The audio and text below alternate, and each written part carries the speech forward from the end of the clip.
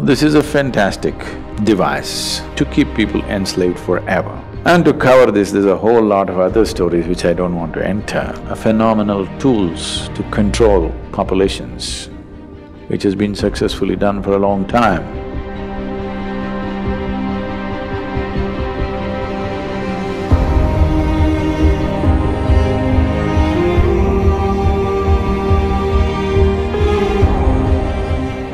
It depends on how we shaped ourselves. If we become wonderful human beings, it's one thing. If we have become an ugly manifestation of humanity, definitely it's an original sin. It's a mistake. Sin is too strong a word, maybe it's a mistake. So too many mistakes are being made in the world, no question. You claim to appreciate or, well, you worship the one who is referred to as the creator, but you have a huge issue with the creation. If you do not appreciate the creation, why the hell should you worship the creator? Someone who made such a bad job of this, the only way you can even be born is through sin, I think he must be banished. Now, this is a fantastic device to keep people enslaved forever. If you do not even allow them to come to terms with their biology, they'll never come to terms with anything in their life. Always they will be dependent on an institution or a person or something who claims to have connections.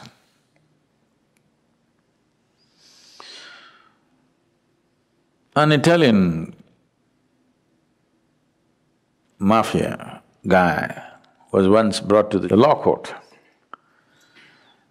and he just walked in with this fat cigar in his hand, and like this he came and sat down like he's a guest. Then the judge looked at his arrogance and asked, "Do you have a lawyer?" He blew the smoke out and said, "Well, I got friends in the jury."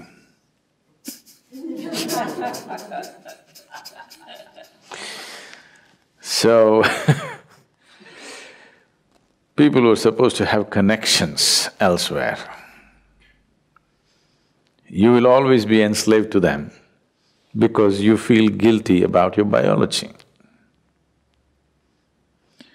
This whole thing goes into more grosser and grosser states. So except in certain cultures, everywhere else where dominant religious beliefs were spread, in all those cultures, unfortunately, they make you feel guilty of your very existence, because that way you will always be enslaved to whatever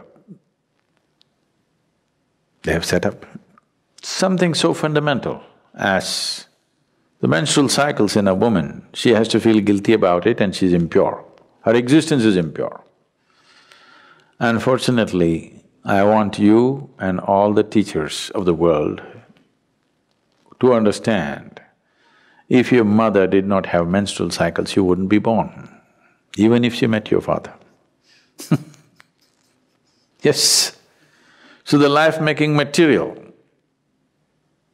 unused, is what it is. And if that is impure, your very birth is impure, that's what they're anyway trying to tell you, that your birth is impure. And to cover this, there's a whole lot of other stories which I don't want to enter.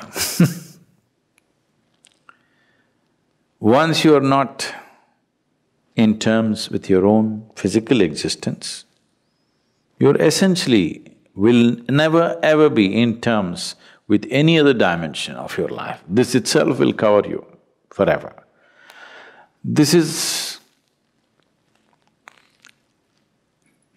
a fantastic trick to keep you enslaved forever.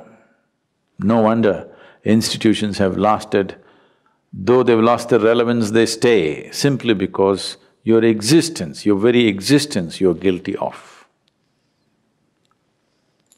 If you're guilty of your very existence, that means one or that which is the source of creation should be even more guilty.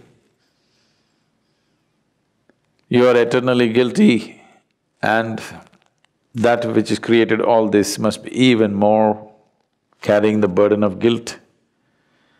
Guilt and fear have been a phenomenal tools to control populations, which has been successfully done for a long time. It's time this is broken.